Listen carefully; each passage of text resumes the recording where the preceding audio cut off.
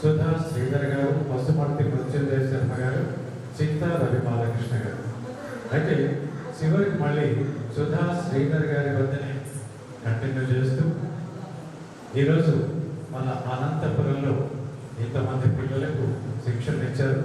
మొట్టమొదటిసారిగా state programme మన అనంతపురంలో.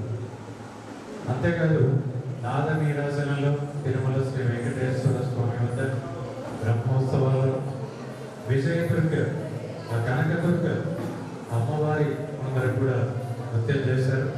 మరి ఈ మధ్యనే తిరువనంతపురంలో అనంత పద్మనాభ స్వామి దేవాలయంలో కూడా ఆమె తన నృత్య నీరాజనాన్ని ఆ స్వామి వారికి సమర్పించారు.